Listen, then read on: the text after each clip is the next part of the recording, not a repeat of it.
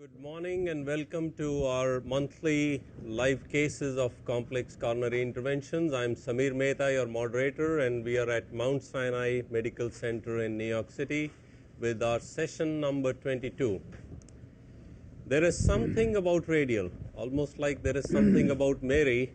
We've had one of our highest viewers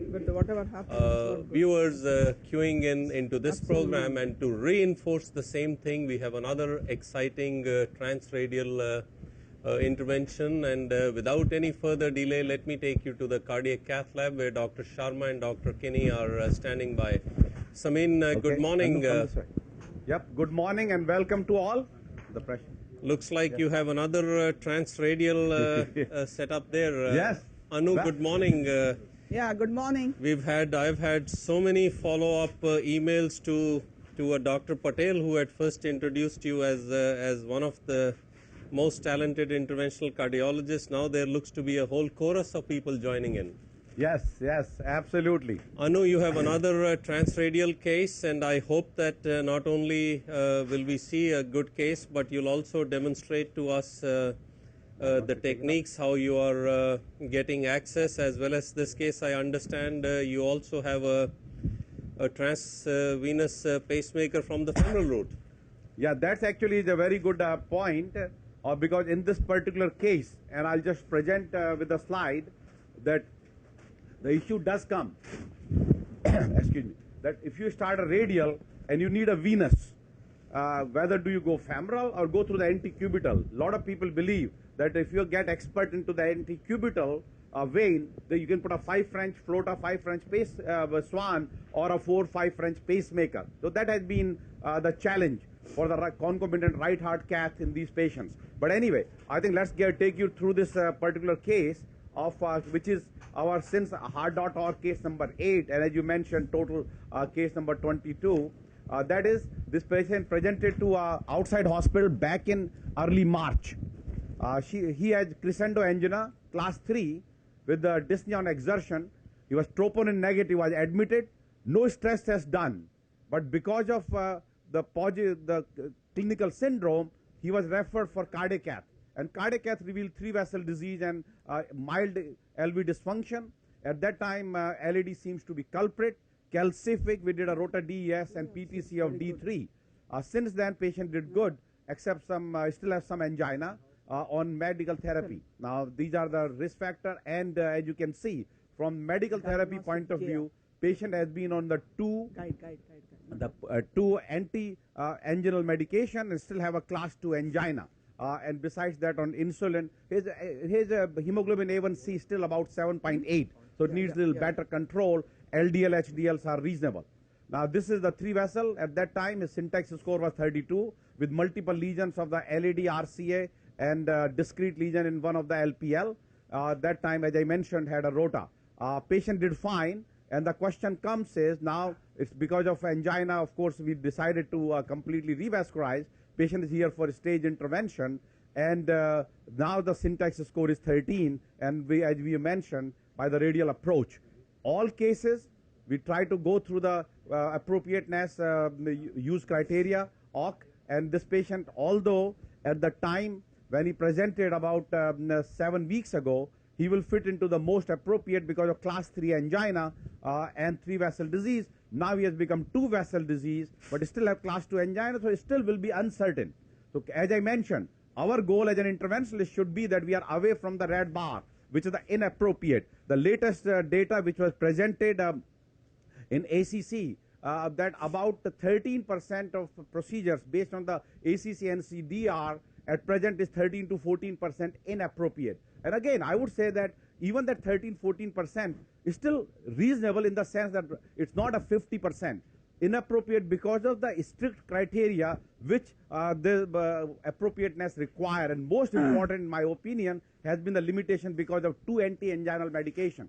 Many patients do not tolerate 2 anti-anginal medication, but if you are on 1 anti-anginal, you have still symptoms and intermediate ischemia, which we do PCI many times, will become inappropriate. So that's, having taken that into together in the context, I would say that 13-14% inappropriate at the time 0 now, and going forward will definitely come down. I can tell you at Sinai, we started this process of appropriateness criteria about 2 years ago. When it came in January of 2009, we implemented it mid-2009, used to be about 4 to 5% in the I category.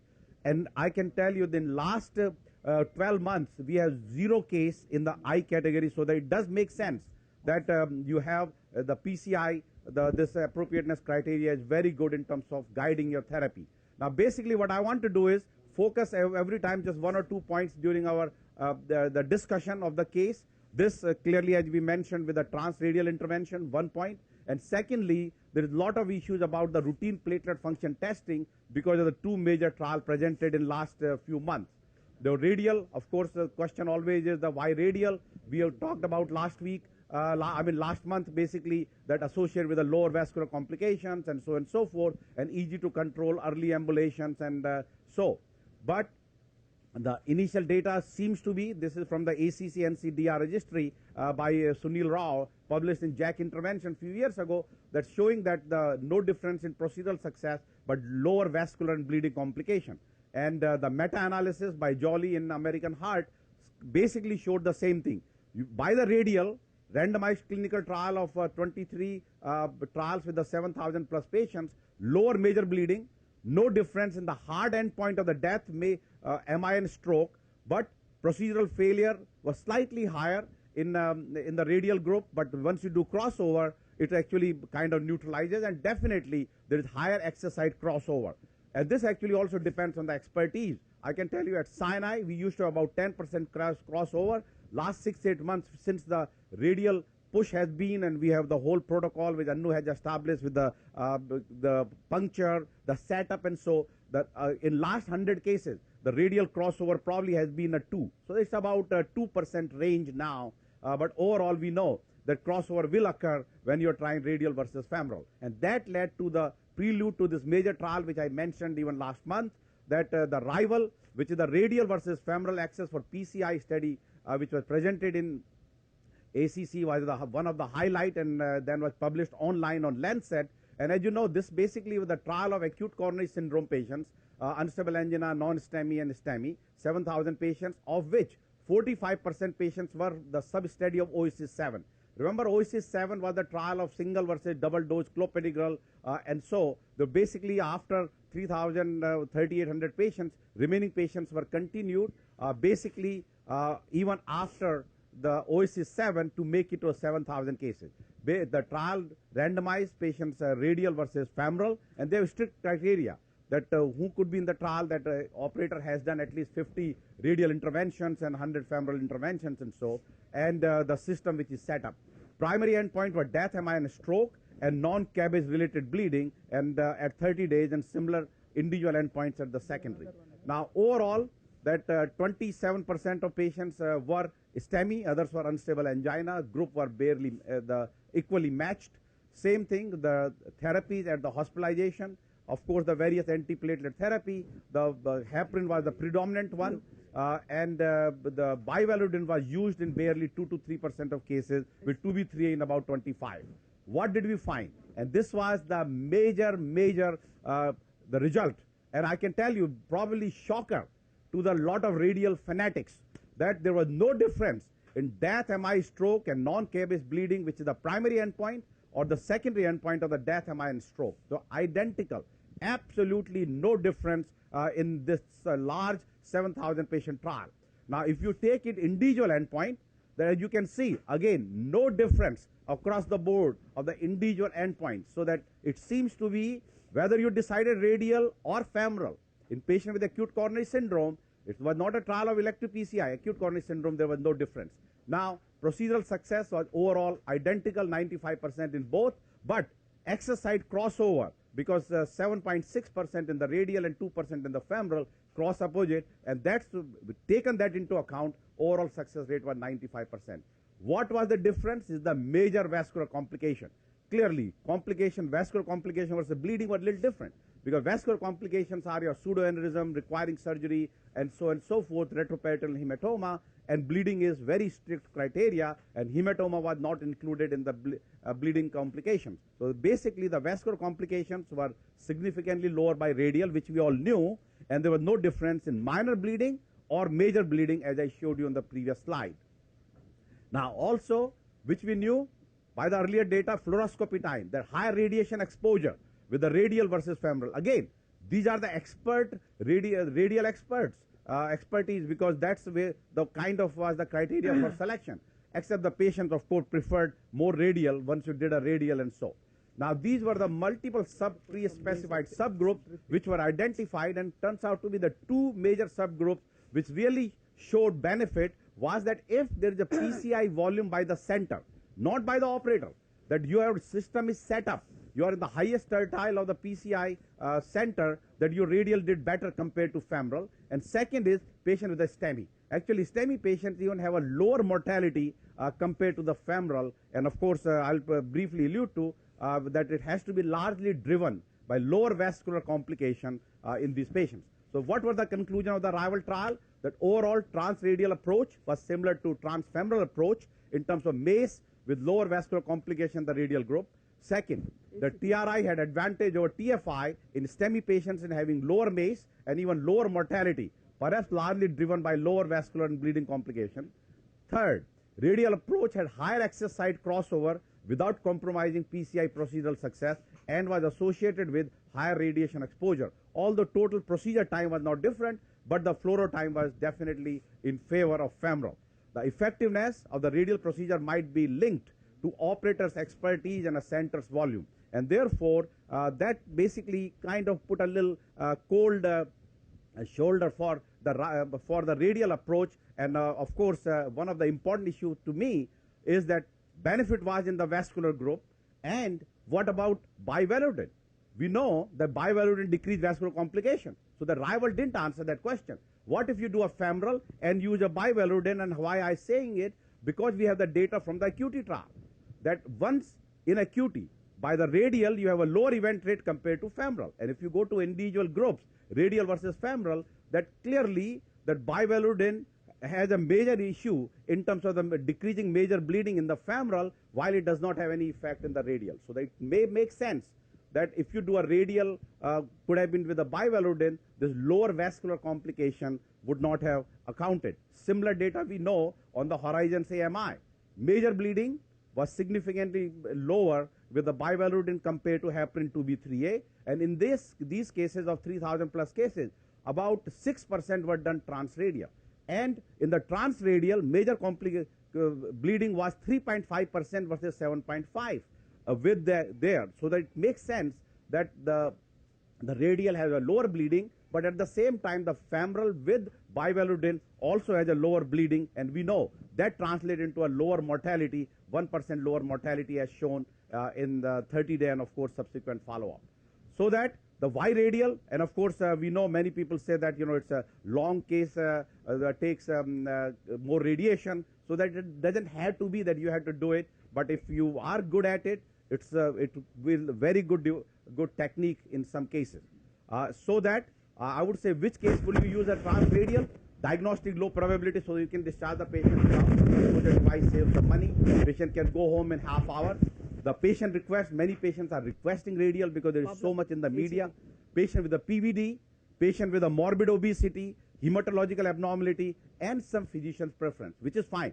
But only thing is, I would say, after the results of the rival study, TRI wave in USA will definitely get the cold response from its non-users and skeptics that no need to do it in all STEMI cases. If not using bivalvular can make sense. And of course, I showed you this earlier also, that there has been a big wave that we expect the radial to increase, which should increase to about your 5, 10, 12%, but doesn't have to be your 80% or 100% routinely. If you want to do it, that's okay, but definitely radial should be increased. The second important point, and I'll just take it very briefly because Anu is getting ready for the case, is the routine platelet function testing during PCI. We knew that in acute coronary syndrome, platelet function is very important. We also know clopidogrel has a wide response to the dose in terms of inhibition based on various studies as shown here, that some patients respond very well, some patients do not. Multiple factors, poor absorption, the patient proton pump inhibitor, genetic predisposition that the poor metabolizer. So various factors have been included so that people felt that maybe we should double the dose of clopidogrel in these cases. And those were two trials, or use a prasugrel in these patients. So these are two trials which have come up, Gravitas and Trigger PCI. Gravitas basically stable patients.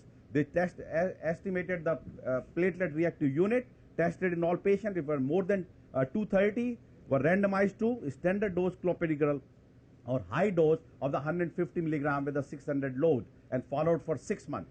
And basically what did we find? This is the 41% patients have a platelet reactive unit of more than 230, while 59% have a lower.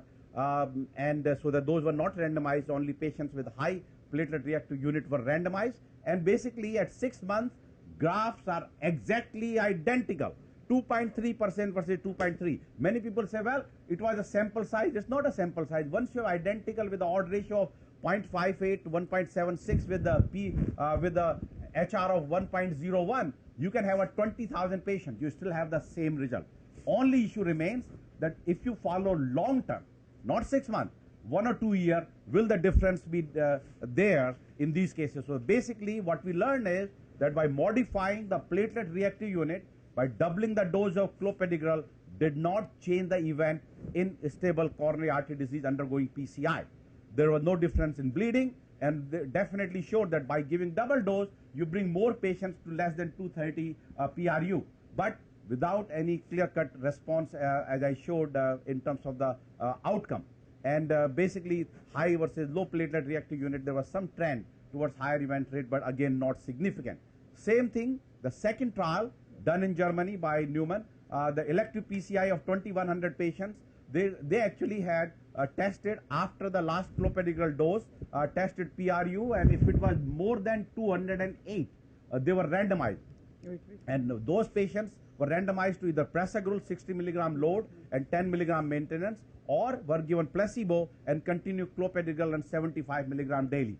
Now basically this actually they have brought down to a further the PRU unit, and basically the endpoints were same. And as you saw the press release about a few weeks ago, that is, the trial was halted after 432 patients were enrolled because of less than 2% event rate. Projected event rate was 7% in 250 patients, which reached the 6 months mark.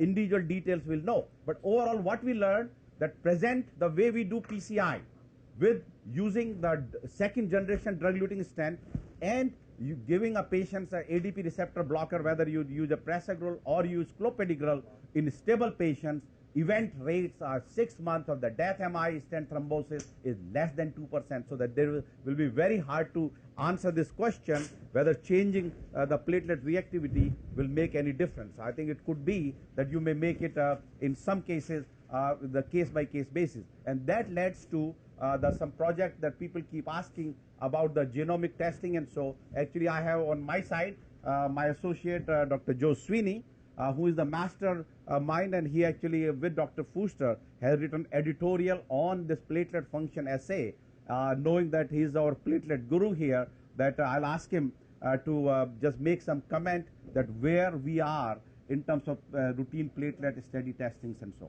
Yeah, I think I'll echo your sentiments exactly. Going on a little bit of a cold response in the radial, also a cold response in platelet testing.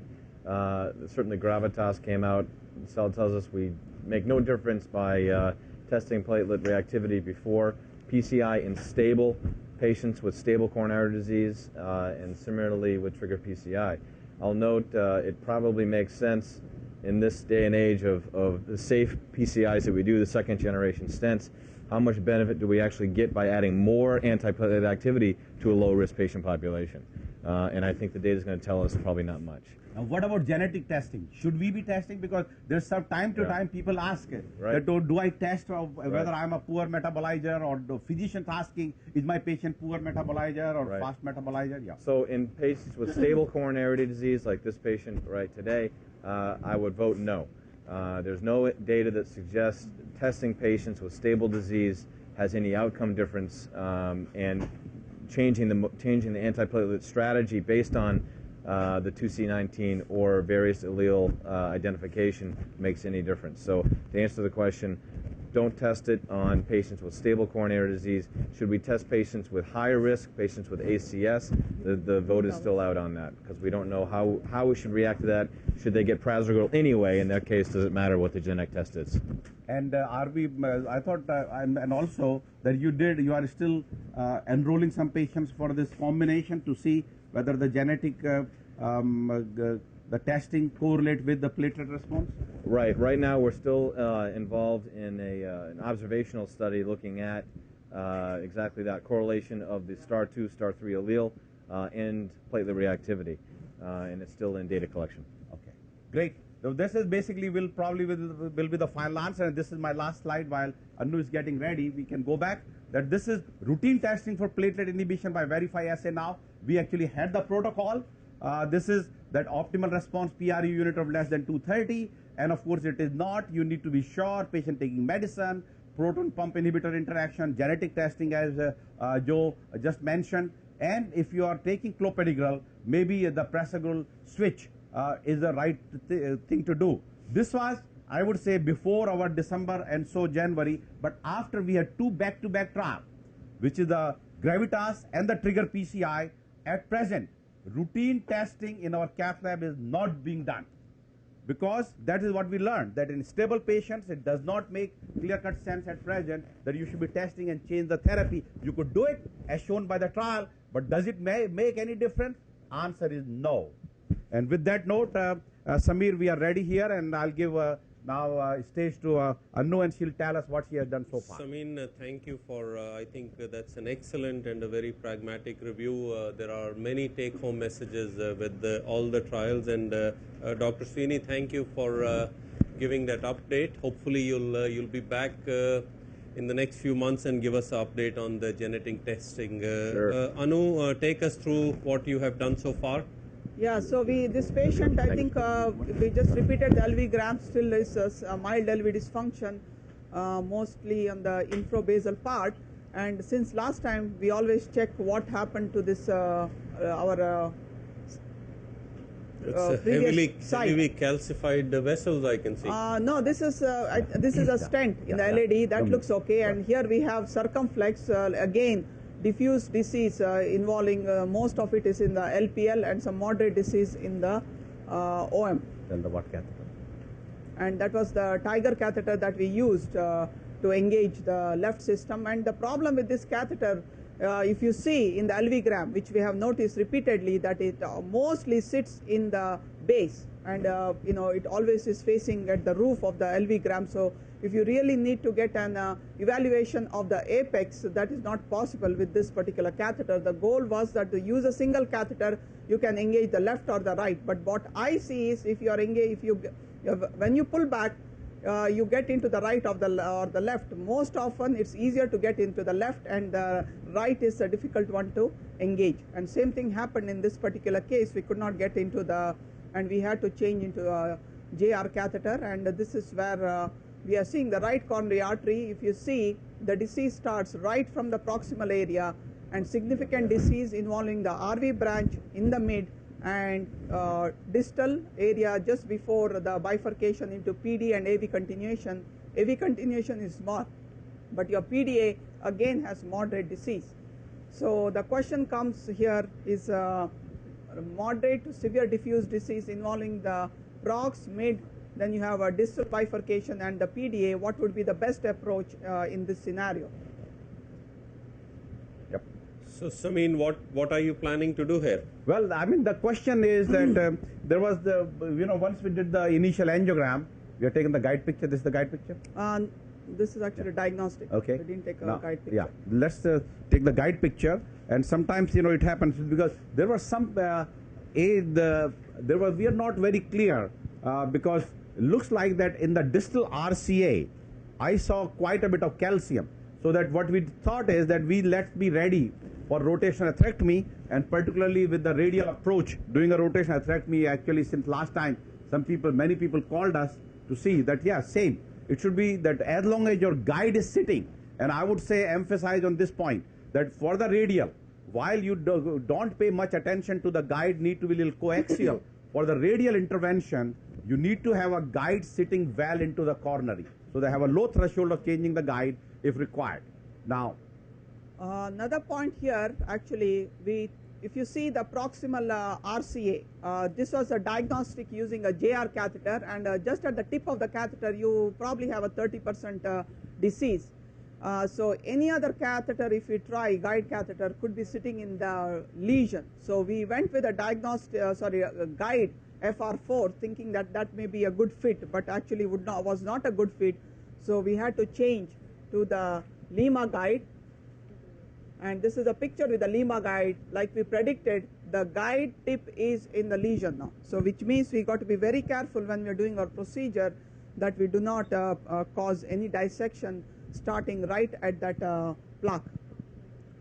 So, I mean, is this something you're doing routinely, that if you would need a pacemaker, any big issue putting in a pacemaker through the venous transfemoral? Yeah, that's actually, what we have been doing that in the radial cases, till we get expert in this anti-cubital, which have been suggested approach in many of these patients, that if we require right heart, we say go easy, go with the femoral, because right now we want to become expert in going to the radial in terms of interventional point of view and not worry about the right heart. Once we perfect the art of radial radial PCI and so, then we'll go to the second part, and that is try to do a right heart cath by the anticubital way and put a pacemaker. Now, reason for pacemaker here is that that if we decide to do ROTA, and I think looking at the calcification in the mid, I would probably have a low threshold.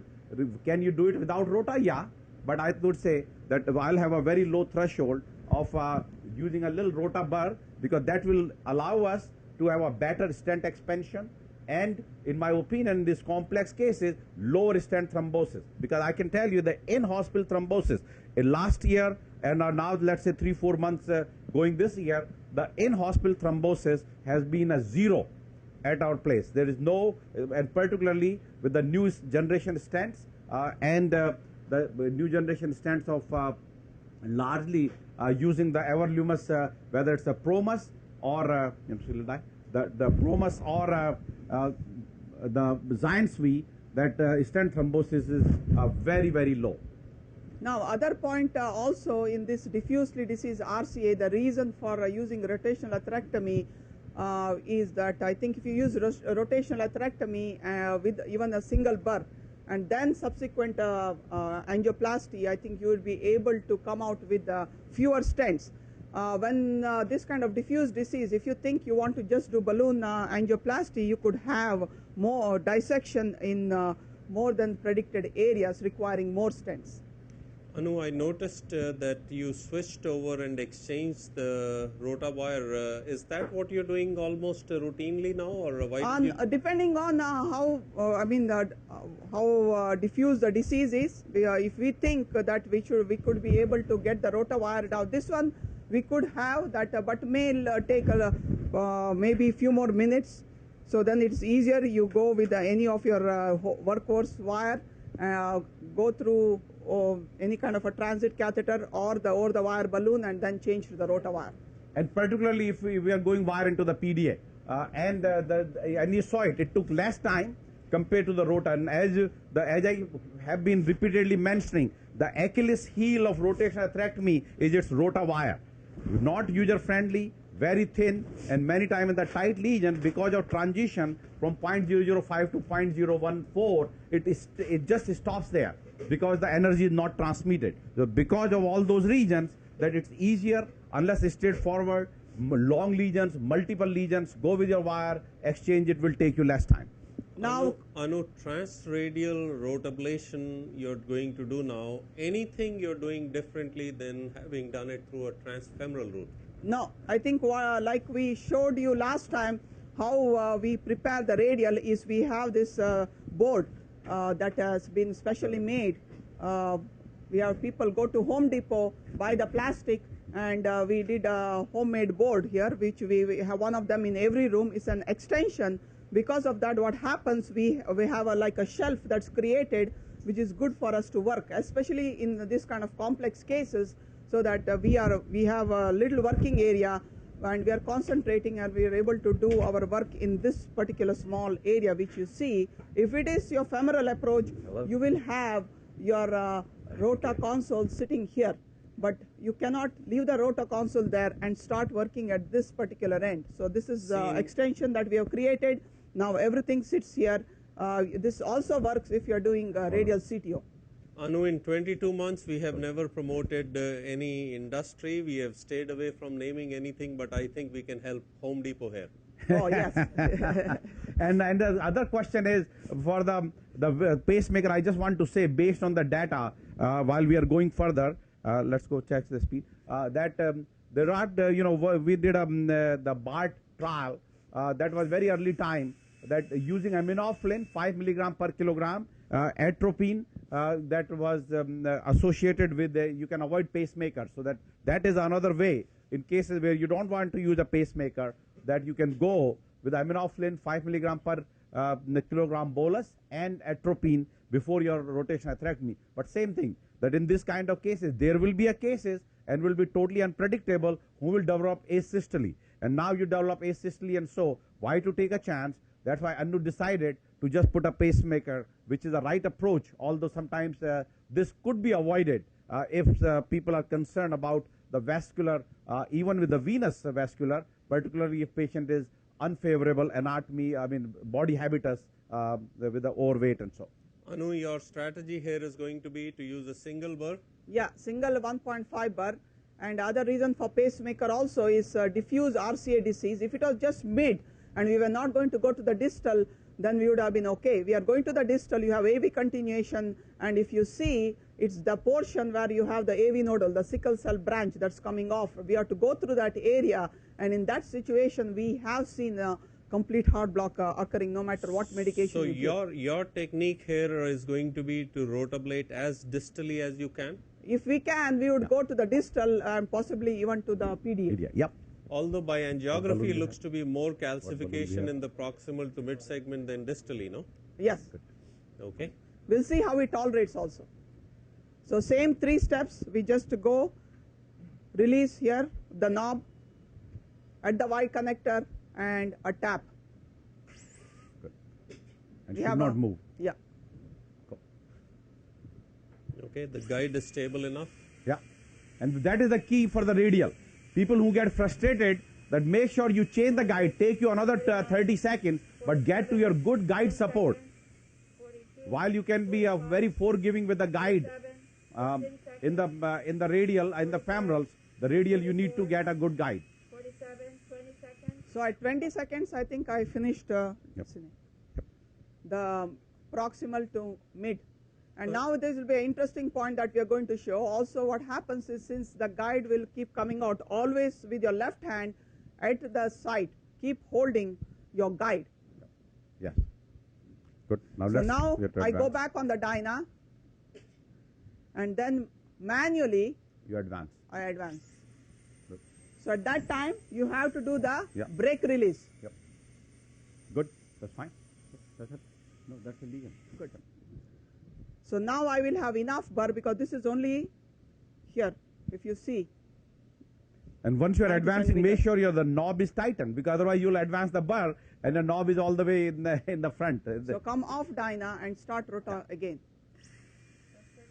144, 45, 42, 47, 43, 10 seconds, 45, 15 seconds, 42,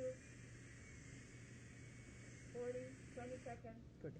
I mean, I'm glad you mentioned about the guiding catheter position, because during the entire rotablation runs, you could see very stable guide position. You didn't have to come back with the wire to maintain that. Yep, absolutely. Now keep a Dynaglide. Now you see that my wire has come back a little bit, which is okay. Now on the Dynaglide, after brake release, I'm going to advance my wire accordingly. Yeah, just go on Dynaglide. Yeah, it's a very diffusely diseased vessel. Whether we'll be able to, it will probably go into every branch. We can leave that then, right? was okay. We could have just done the. Where? Yeah, Okay, this hold side. it. Fine. No, this is. Yeah, take a picture. Okay. Just at that corner. Anu, Okay. how many RPMs? We are at 150. You will not be able to see anything. Okay, that's fine. So we have done all the mid and distal segment of the RCA. We are going to come back. Now let's come back in the guide. Yeah, you want to hold it there and see? So just to emphasize again, nothing different in this rotablation with the transradial than a transfemoral. That's it? No. That's the point? Absolutely. Cannot. It was in this area. I don't know why you pulled back. Yeah. Now see, the wire is in a very small branch of the PDA further down. The question, and there is no calcium there. I think that is safely. There is no reason for us to get crazy and do the rota there. We have done the major part, and we are just going to take it out. You don't think there would have been a need for a larger burr? I know we went. Yeah, with the that's a very good point. I can tell you that same thing what we will do. They will put a wire side by side and inflate the balloon, and if we don't crack it at 6-8 atmosphere, we can upgrade it to a 1.75.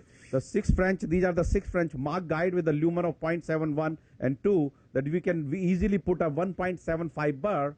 It's a slight tight fit, but can be done without any problem.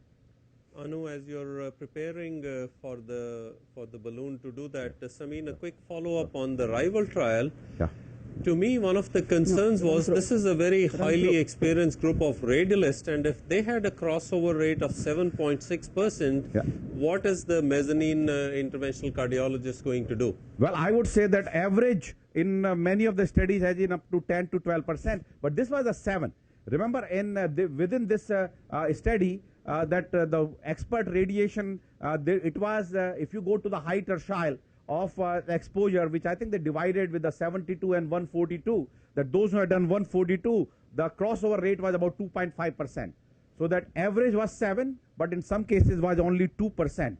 So that I would say that that probably is the right number. And I can tell you at Sinai now, if I take my last 100 cases, that we have switched to radial is about 2 to 3%. So that once you get to that barrier of your 100, 200 cases you have done, your switch rate will become less. The reason is that you just become a little smarter and a little more persistent in terms of the technique, the guide selection, and the important is the spasm. The many times the limitation is that you just cannot move the guide because there is a spasm, and that can be taken care by the overall the technique point of view, and more importantly, large dose of verapamil. Actually, our cases since last time on the radial, we have few questions on the heart.org, and we really appreciate people giving us a feedback. It's 2.520. Good.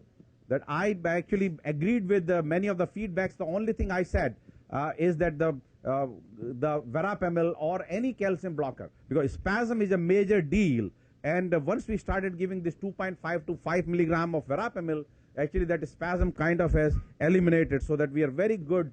Lot of emphasis on large dose of verapamil into the intraradial as soon as you got the access. So now we have put a run-through wire into the PDA, and there is a rota wire there, and going with the PTCA, which is the 2.520 quantum apex. Ready? Huh? Now, once you have a crossover, Yeah. you are proceeding straight with the femoral rather than going to left radial or the ulnar? Yeah, that's actually a very good point. In a rare case, if you have no access, then it's a different story. But even in the trial, most of the ones who did a crossover, they all went to the femoral. Go. Let us at 2.523. What about, are you routinely doing the Allen's test or given it up? Yeah, no, we are still doing it, although many people believe that does not matter, but we are still routinely doing the Allen test in our patients.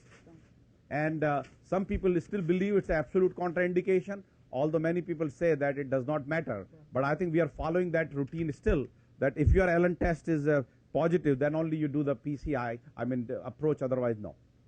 Just as if there was a very large group of committed radialists, there is also emerging a group of ulnar users in Europe. Any ulnar cases you've done, Samin? No, not yet. But I'm very well aware of it.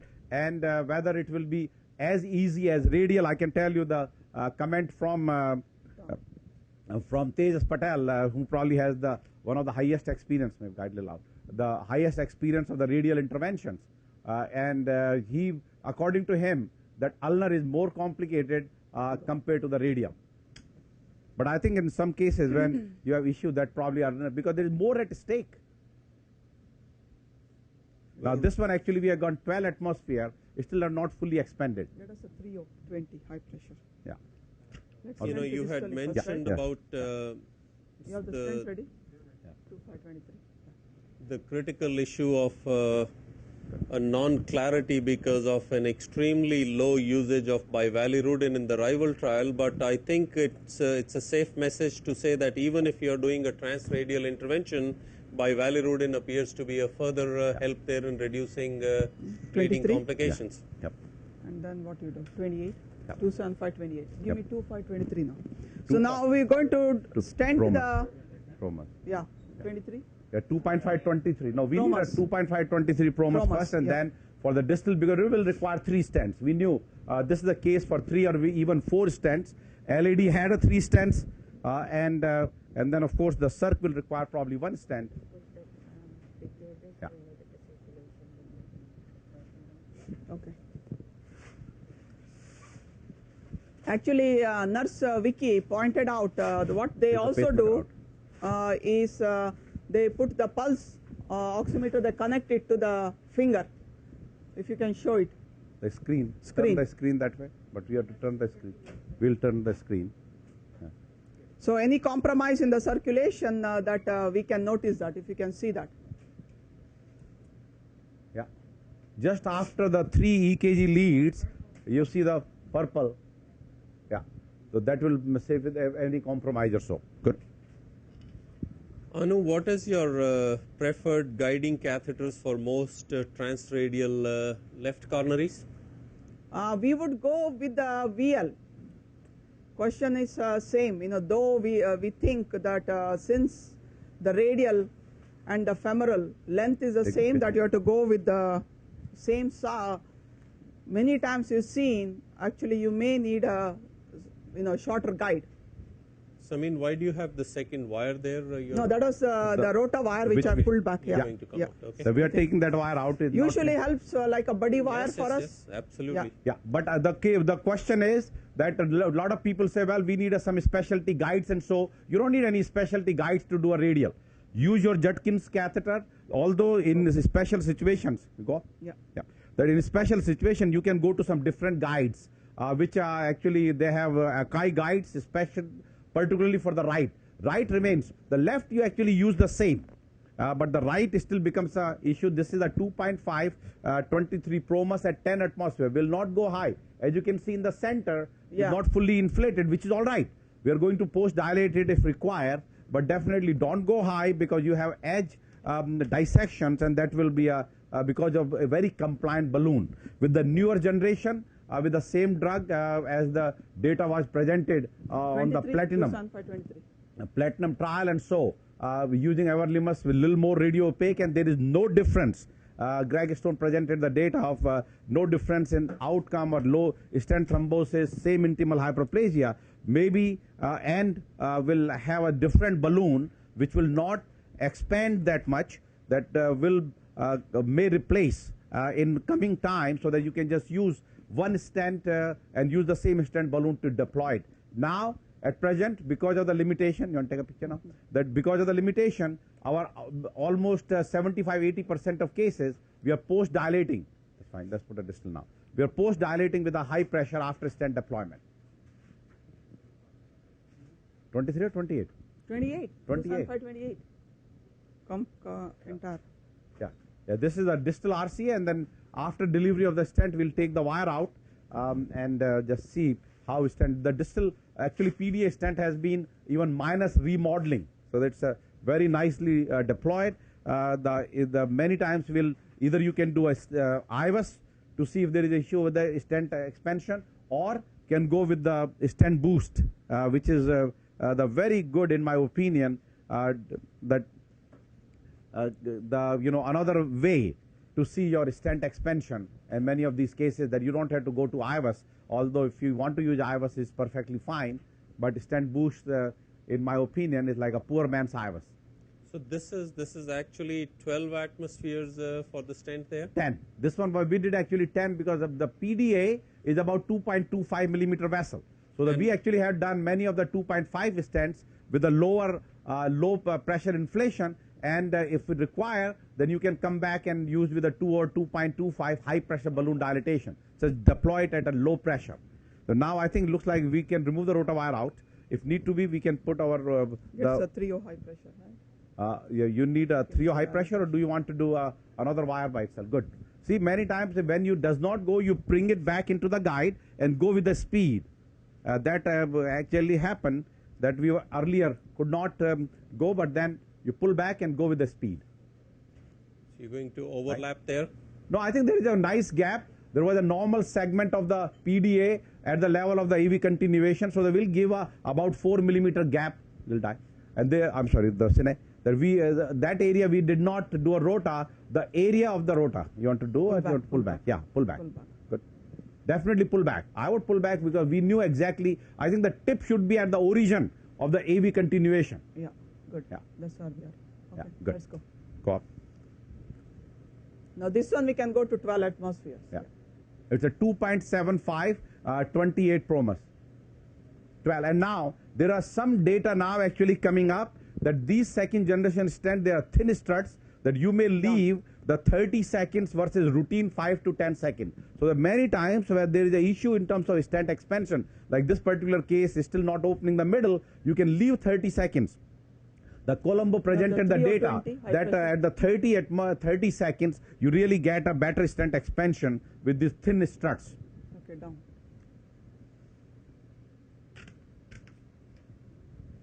Well, that must be a little difficult with you, with the speed with which you go.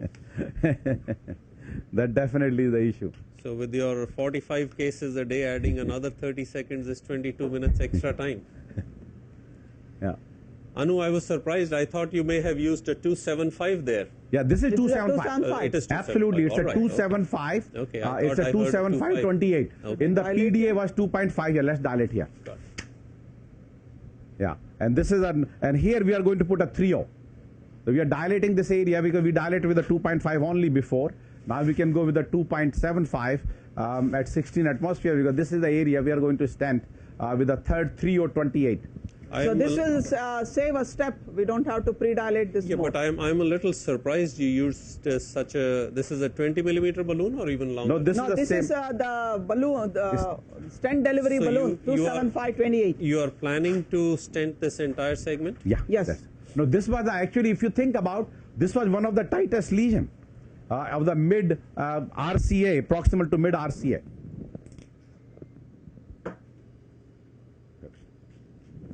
Well, it's a beautiful reconstruction of the vessel.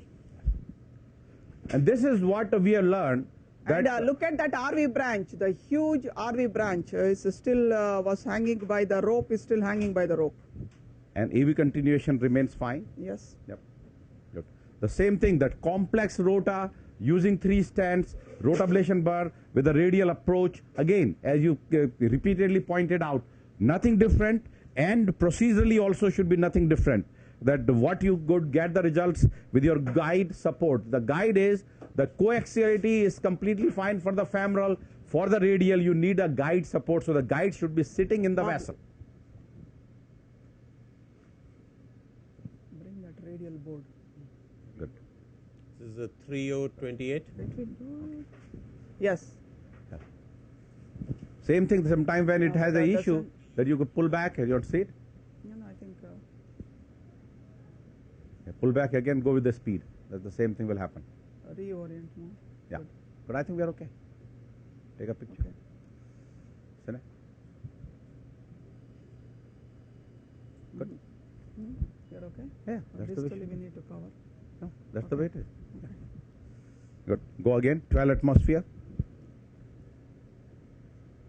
Now this case, I would definitely, you know, with a long lesion, with a mild disease at the distal edge, which we Need to call pose that there is a the plaque, the PDA. vertical shift basically I definitely want to get a balloon a little further down and do patch up. Now people say, well, that it's not recommended, but I can tell you that we do, maybe it's a cosmetic, but artery looks much better when you advance it further and do a little balloon dilatation of the distal edge. We call it a massage. Yeah, call it a massage of the artery, for which artery is not paying anything for. No. Yeah. Get us, let's post-dilate the PDA, right? Yeah, we have the two, yeah, no, there for the PDA get a 2.25 quantum apex, yeah. No. Good, that's okay. Come back in the guide, yeah. Well, let's go with the, Yeah. we have the 3 Yeah, ohm guide high out, pressure. yeah, guide out, yeah. Yeah, we have thyroid. Let's take a picture. Yeah. Looks exquisite there. Yeah. Yeah, we knew that that angle has a mild disease, which is fine. And the same, that the area, not necessarily all the area of the rota you need to stent. You need to stent the area which you post dilated after rota with a balloon. So that once you have done a balloon dilatation of that segment of the rota, the PTCA area of the rota should be stented. 3O, right? Other thing Go we to want your- to make go a to your point first. of the guides that we use. They are all mark guides. Their tip is so soft, and you've seen it. Even if you have gone to the proximal portion of the RCA, multiple exchanges and all that, the guide is coaxial and has been given us no trouble.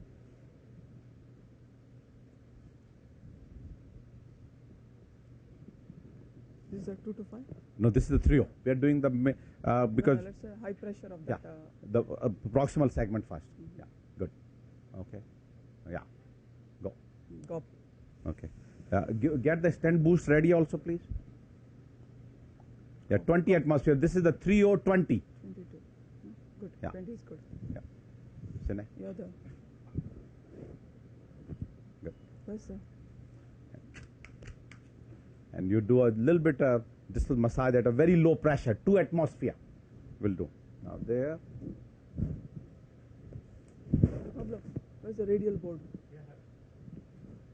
Yeah. And just 1 second. We are going to show stent boost. You won't need to show it onto the camera. Yeah. We need to move it. No, one of you just point it. Yeah. Now this we are going to do stent boost now. Good. Sine.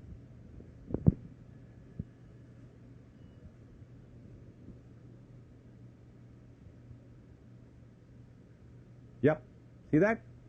They are basically, oh, it does not project well. Can Yeah, we it's change the color? No. Focus. Yeah. Focus there. No. Turn it's the lights light. off. Turn the lights off 1 second. Room lights off. Off completely. Nope, even then. Yeah. Yeah, see? Yes. See that there is, looks like that little bit extra dilatation need to be done in the mid segment. Can you see it, Samir? yeah, no, I can see that. In the meantime, I got distracted. You have to realize I am a big Twitter man here and answering all these questions. What about the very distal segment? You're happy with that? Yeah, distal segment, we're just going to do a little balloon at the distal edge. Okay. But this looks good. Okay, you can put the Sameer, light. in the turn meantime, it back. there have Yes. been numerous questions on the newer anticoagulants like Pradaxa and its impact on Coumadin. Some of the other questions which I have referred them as offline answers we'll be providing. Right. Yeah. Basically, actually, that's a very important question. The two atmosphere. That the question which is coming up, the Pradaxa 2 to 5. versus warfarin, 2 to and 5, that's a very important point. What we have been doing is that with the warfarin, we published the paper that the best combination was warfarin, baby aspirin, and clopidogrel every other day. Now the question is with the Pradaxa.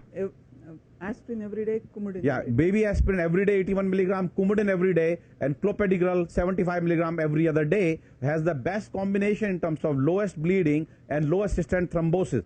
If you give all three every day, which is the FDA recommendation, you'll have a higher bleeding rate. Second issue, with the Pradaxa, as you know in the Rely trial, that overall in the 2 to Pradaxa 5. group, 2 to 5, 15 quantum apex. For the PDA we are doing now, the Rely trial, actually they were at higher MI. while there was lower embolic event, lower bleeding, but higher MI. So what we have done for the Pradaxa patients, whether they are coming on or we are starting, in those cases we are continuing clopidogrel every day. No need. Only thing is when they are coming for the procedure, my recommendation is that you have to stop the drug for 2 doses. So the 2 days off, and yeah, that you actually remove. You want to do edge or something? No. 1820. Yeah, that you stop for about the 2 days or 3 doses, and then you restart on the same day. So the Pradaxa actually is making it dabigatran is much simpler in terms of Coumadin, and many patients we are switching. Done. Okay. So, I mean, just as a strategy, your plan, of course, would also be to do the circumflex today, or would you bring the patient back? Well, I mean, I would say the elastic. Now, I think symptomatically there has some symptom improvement. I think it's time maybe to leave him alone. Yeah, yeah. I think will not be wrong in this particular case. He got up 3 stents in the LED, 3 stents in the RCA. Take the wire out so we can take a last picture, and we are just getting to our last minute. Right came out. But you need to take a picture of the last one without the wire and then give a little nitro. I was about to ask that question, that are you giving routine nitro before taking? In the last picture, yes. Yeah, okay. In the last picture, whether, same, it became habit, and particularly so, definitely we teach our fellows that they have to take a guide picture with a nitro, because so many times your 2.5 millimeter vessel become 3 millimeter with the nitroglycerin. Go epicranial. This is good. Take one picture here. No? Yeah, and so that so that you don't have to judge the vessel by the IVUS, but after nitroglycerin is the best approach. All right, we're done. Yeah, and therefore I would be complacent of leaving medically managing one vessel disease, and that is the circumflex now, because circumflex also, if we need to put 2 stents, the one in the proximal circ and second in the distal, that LPL. Anu, I want to start with you here. Tell us your take-home messages about the technique of this entire case today. What are some of the absolute learning tips you could provide? I think the most important is the operator has to be very comfortable doing high-risk radial PCIs. So, and for that, I would still go proponent back to show the radial board, back to Home Depot and get this special radial board. And Pablo was my idea when I told him this is the way I want it. Yeah, Pablo, he went Pablo is our chief CVT. Yeah, he's the one who got this radial board, if you see it. And actually what they made is they made this special cut at the side so that when we are closer to the patient, it does not have this sharp edge. So it's nicely rounded. So this goes, the patient lies, and this extra working area is provided to us, and this is exactly what I have shown you, that when you are doing, as long as the operator is comfortable and you are able to have all your small working space for you to place all your devices, or if you can predict that there have been some complications, that you are comfortable in doing this procedure. Other than that, I think whatever steps we have done, exactly the steps how we would do through the femoral approach. So the one of the other take-home messages is that transradial is not necessarily only good for Terumo, even for Home Depot. That's it. Exactly. One extra message is We for that. always needed more sponsors for our program. That is true. Let's take your take-home message. The last one, and if we can just quickly go through, and knowing that we always try to finish in time, and we know that we have only exceeded once another 40-50 minutes, because that was complex case. So if you take the last slide, so that's basically the transradial PCI and routine platelet inhibition testing. Expertise in TRI procedure will allow an interventionalist to reduce vascular and bleeding complication in patients with some high-risk cases. The high-risk cases which I mentioned, where it will be a patient with a high body weight, peripheral vascular disease, bleeding diathesis. So those cases, you need to be good at transradial. Now, should you switch completely? I would say based on the arrival data, if you don't want to do it, completely fine. Before last month, everybody felt that if you don't do a radial intervention, you are an inferior operator. Now, that actually allows us to say that no, It is, yes, good niche. If you want to change it, no problem, but you can do equally well by the femoral. And all interventionalists should be familiar with this technique and should have low threshold for TRI in cases high risk for vascular complication, which I just mentioned. Also for TRI program to be successful, commitment by the cath lab staff is essential. System has to be geared for TRI, and very interesting what we learned in the rival data, that it was more than the operator expertise in the volume, it was the center volume which correlated in terms of the highest tertile having a lower event rate. So it's the system process. As Anu mentioned, everybody has to be, patient is rightly prepped, you have the equipment, and everything is available by the center, not necessarily individual. Also have low threshold to change guide catheter to get good support. Very, very essential, which we have shown repeatedly in these cases. And the last is the routine platelet inhibition testing in elective PCI is not presently recommended by the two major trials of the Gravitas and the Trigger PCI. And with that note, I would say that with my staff here, I think one other point I want to make, even which has shown in the rival, which we all interventionalists have to pay attention, is the radiation. No matter what people say, I always believed, and it has been shown, that radiation will be more for the operator with the radial PCIs, and we, myself, Dr. Sharma, who perform a lot of procedure, have to be very careful because we don't know what's going to happen 10 years or 20 years down the road. I think that's an important point. Everybody has to pay attention to that radiation dose definitely is higher if we use radial procedure. Which was also the reason I had mentioned whether you would be doing this further circumflex today or staging it. I think doing some more transradial cases will also have some impact on staging of the procedures. But thank you again. Excellent demonstration, wonderful skills. Another beautiful illustration of a transradial case. Samin, congratulations to your team. Outstanding job. And any other final message for you? There is your traditional clap. Go ahead. Start. That's it. That's the final message. And see everybody next month. We will be back on May 17th for session number 23, and the entire archived case will be available for you fairly soon. Thank you so much. Thank you.